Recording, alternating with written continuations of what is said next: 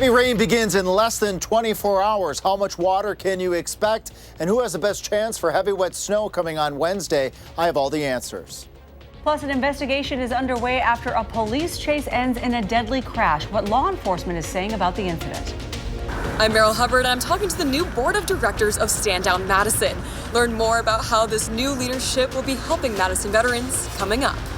And that's all ahead on News 3 Now at 6. Good evening, I'm Eric Franke. And I'm Sarah Carlson. Thanks for watching. We begin with an upcoming weather system making its way toward southern Wisconsin. And along with it will be some heavy rain, high winds, possibly some snow later on. For the latest on what's ahead, let's check in with Chief Meteorologist Alex Harrington. He's out on the weather patio. Alex. Eric, no resemblance of that weather system out here right now. It's beautiful out here right now, although the clouds are starting to increase out ahead of that system moving towards southern Wisconsin. The First One Weather Team, we've been talking about this system for the better part of a week, and we're less than 24 hours away from heavy rain, as you mentioned, beginning, and that wind ramping up, ending with some heavy wet snow. This is for all of southern Wisconsin Tuesday night going on into Wednesday. But we have rain chances even tonight in the forecast. We can see that right now in radar 3000. You're probably looking, well, there's nothing out there. Well, just hold on as we put this into motion and put future track.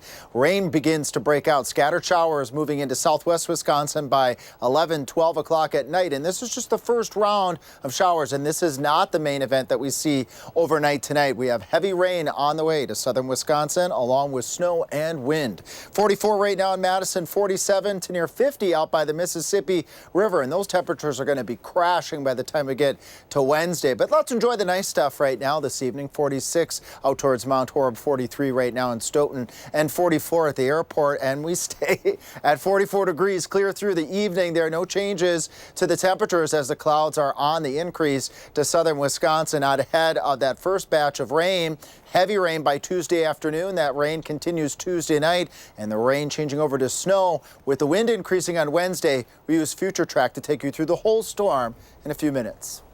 All right, thank you, Alex. And be sure to stay up to date on the weather on our First Warn Forecast Weather app. It has hourly forecasts, road conditions, and the latest radar. You can download it for free in your phone's app store. Just search WISC Weather. Stand Down Madison. That's a local nonprofit that helps unhoused veterans in Madison and now has new leadership taking over. The organization hosts a one-stop shop for unhoused veterans at the Salvation Army every year, and this gives them access to clothing, food, health care, and resources. Our Meryl Hubbard met with the new board of directors to see why they are stepping in to help.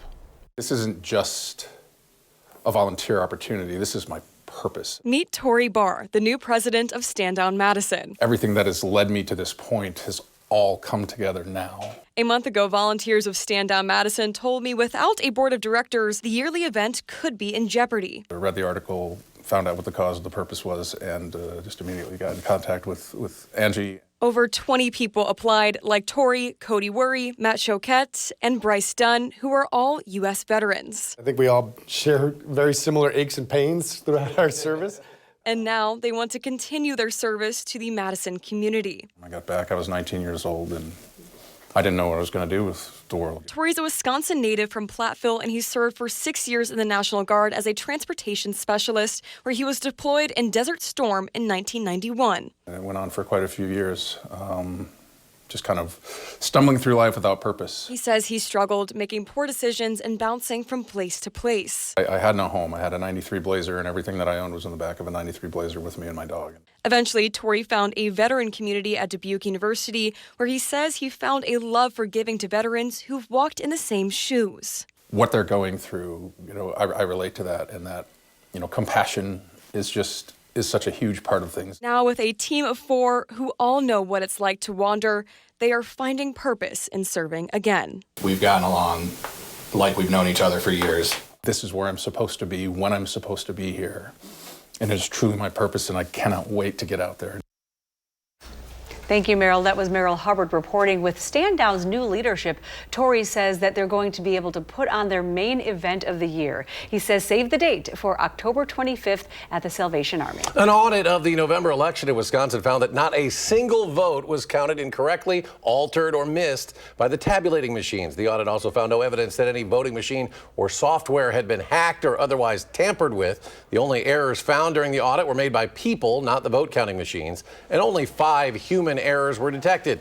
A post-election audit is required under state law and has been done after each general election since 2006. The man charged in the deadly 4th of July parade shooting in Illinois is now pleading guilty to murder and attempted murder. Today was the first day of the trial for Robert Cremo III. He opened fire during the parade in suburban Chicago's Highland Park back in 2022, killing 7 people and injuring dozens of others. Police say Cremo confessed to the shooting, but he rejected a plea deal last year. He is expected to be sentenced to life in prison with no possibility of parole, and that sentencing is scheduled for April 23rd. No one was hurt after a cooking fire on Madison's southwest side over the weekend. Firefighters were called to an apartment on Jacobs Way just after 2 on Saturday for reports of black smoke coming from the building. Crews found the fire in a kitchen and put it out. The fire had extended from the stovetop to the microwave and cabinets above. Those living in the apartment say that unattended cooking caused the fire. Well, do you have a consumer complaint that you'd like some help with? Well, then you'll want to tune in tomorrow for News 3 Now's Call for Action Telethon. From 4 to 6:30 p.m., our Call to Action volunteers will be in the building taking your consumer complaints live so we can take action on your behalf. Again, it's happening tomorrow from 4 to 6:30 p.m. And as always, you can call for action every Tuesday, Wednesday, and Friday from 11 a.m. to 1 p.m. That number is on your screen, 608-270-2833. Or you can submit a claim anytime at channel3000.com/call for action. Well, coming up, the Wisconsin Air National Guard prepares for more night training this week. Plus, the Badger Challenge returns for another year, this time at a new location. Why organizers decided to change it when we come back.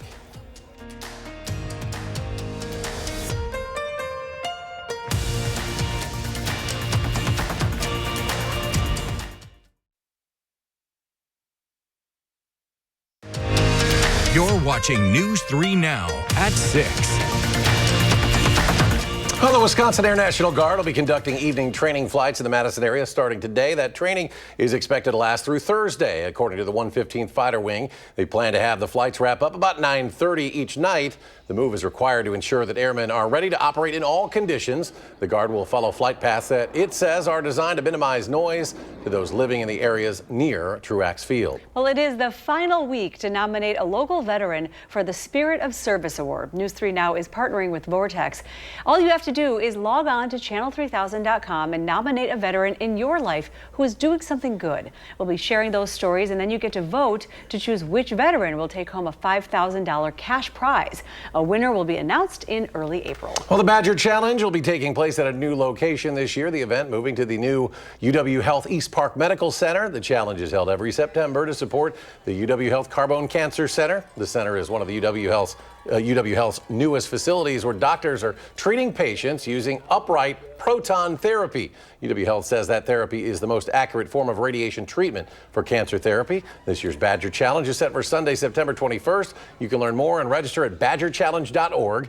The event has raised more than $4.5 million to date for cancer research. Well, still ahead, baseball season is almost here, believe it or not, what the Brewers top exec says she's looking forward to ahead of the home opener. Plus, tariffs on some of the United States' biggest trading partners goes into effect tomorrow. How long it could take to see the impacts. Plus, how much rain can we expect to get over the next few days? Alex is back with the complete forecast after the break.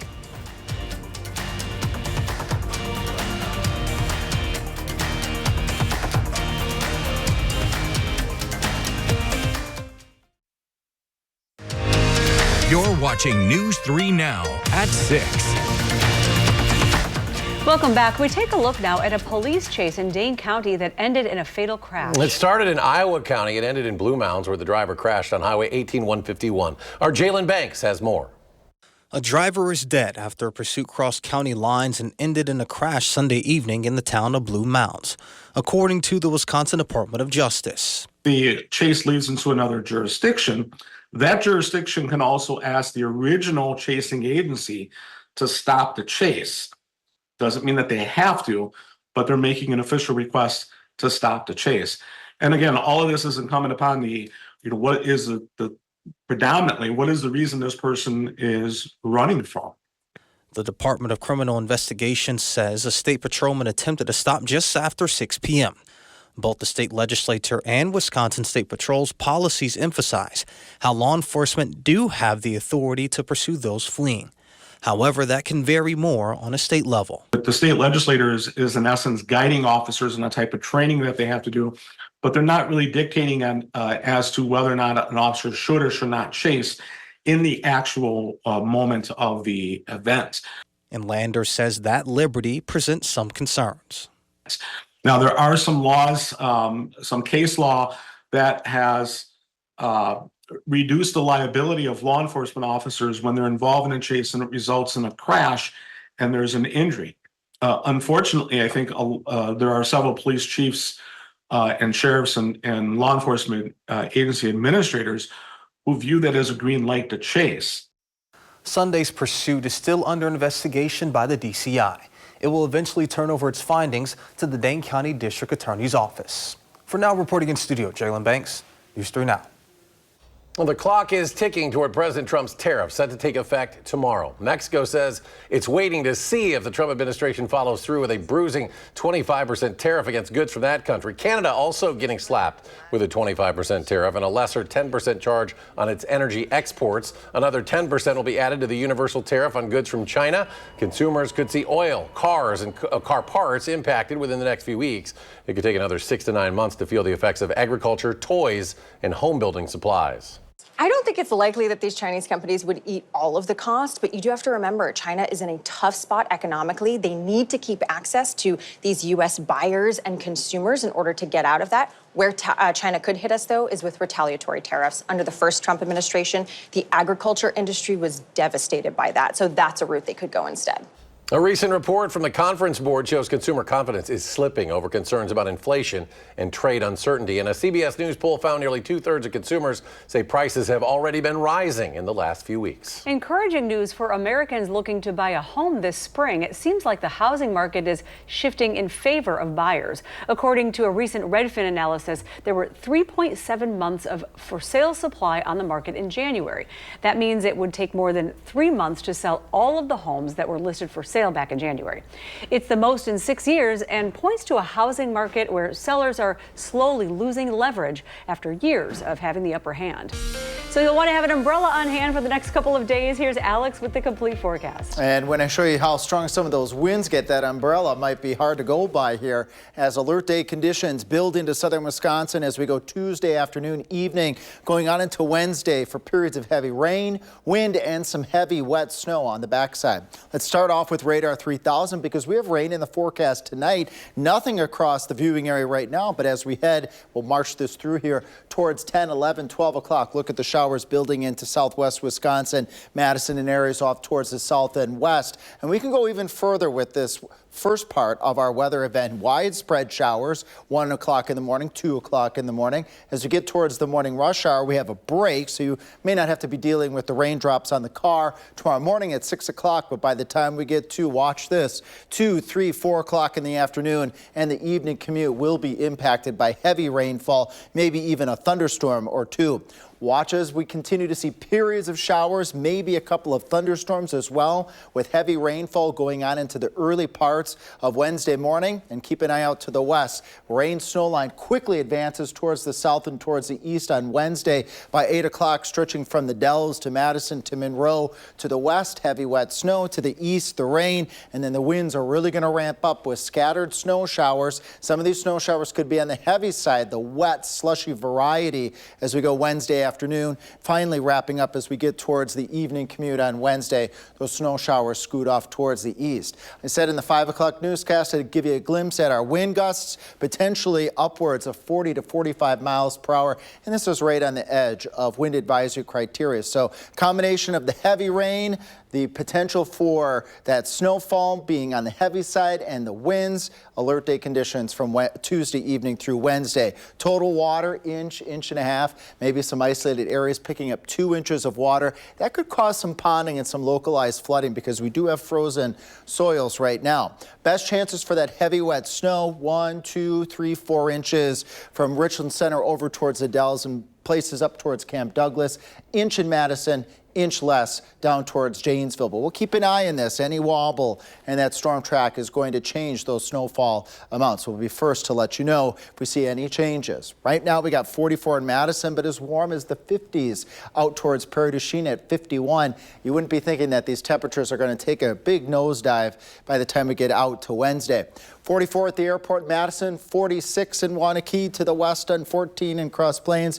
We got 46 and to the south and east on 12-14. We've got Stoughton and Edgerton hanging on at 43 degrees. Staying in the 40s overnight tonight. Mind you, our normal high temperatures for this time of year, upper 30s. So when you join us again for the 10 o'clock newscast, clouds and those showers building in, but temperatures way, way above normal for this time of year. Following our alert day weather system with temperatures crashing on Wednesday, that's an early morning high of 41. We'll be in the 20s by the end of the afternoon.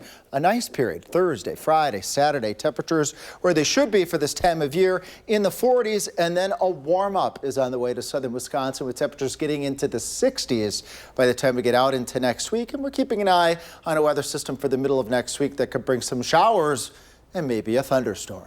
All right, Alex, thank you. Well, believe it or not, the start of baseball season is right around the corner, and the Brewers' chief operating officer is giving a sneak peek at what the Crew will have to offer for its home opener. As part of an opening day ticket package, there will be a limited edition Jackson Churio t-shirt for the first 5,000 fans. There will also be live music outside AmFam Field, along with more celebrations inside the ballpark, and that includes honoring the late, great Bob Uecker, who passed away in January. The Crew will have his autograph in the outfield for the opening series, plus a moment of silence. Players will also have jersey patches in Uecker's honor, something fans will also be able to join in on. Fans can actually purchase the patch on a jersey in the team store. And I don't know how long we're going to keep that, running and keep it out there, but at least for the beginning, early in the season, fans can purchase that as well. Now, there's also a plan to hold a celebration of life at the ballpark in August. The Brewers' home opener scheduled for March 31st against the Kansas City Royals. Tickets are on sale now. And still to come in sports, it is on to the border battle for the Badgers. Why Greg Gard says playing Minnesota is always important. Next on News 3 Now.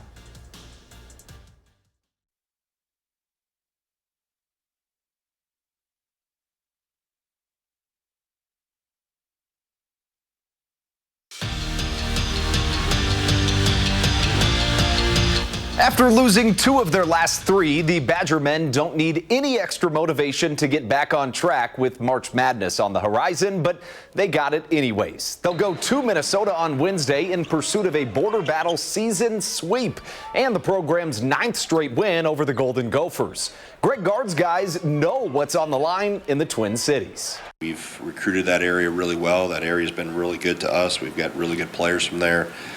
It's important in terms of, Big Ten tournament seeding. It's important in terms of NCAA tournament seeding. If we can keep or get to that 2 line, quite frankly, you boil it down to it's your next game and you're competitive and you want to win, right? And then the other stuff that could happen from that is a byproduct of really, doing good things on Wednesday night. Well, the impact of their loss to Michigan State yesterday, while we're not talking about it, can be seen in this week's AP Top 25 poll. The Badgers dropped 1 spot in the rankings from the 11th ranked team in the country to now the 12th. Wisconsin is one of 5 Big Ten teams ranked in this week's poll, joining Michigan State, Maryland, Michigan, and Purdue.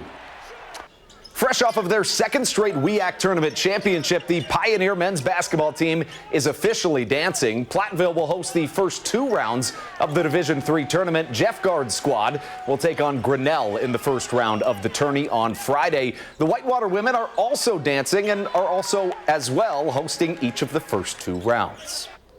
Well, there has been no better team in the country this season than the Wisconsin women's hockey team. So it should come as no surprise that when the WCHA announced their all-conference teams today, the list was littered with Badgers. Wisconsin has 4 of the 6 first-teamers, headlined by the nation's top 3-point scorers, Casey O'Brien, Layla Edwards, and Kirsten Sims, who are joined on the list by the country's best defender in Caroline Harvey. And we finish on the football field where the Packers locked up one of their linebackers today. Green Bay gave Isaiah McDuffie a 2-year, $8 million deal to stay with the team. McDuffie, who the Pack selected in the 6th round of the 2021 draft, started all 17 games last season and had the 2nd most tackles on the team with a career-high 97. but it feels weird to already be talking about football. Maybe a little too soon from the season, but I'm always all right talking about it. In this state, it's always Packers season. That's so true. you We were always know. talking about baseball a minute ago. That's too. true. It's hard to believe. Hard to believe we're almost there. Busy stretch of the season. The weather certainly is going to be something to keep an eye on the next couple days. Busy 48 hours with heavy rain, wind, and some snow to deal with here over the course of the next couple of days. This all starts on Tuesday afternoon, lasting through Wednesday. Widespread inch and a half, 2 inches of water. Could be looking at some ponding and some localized flooding.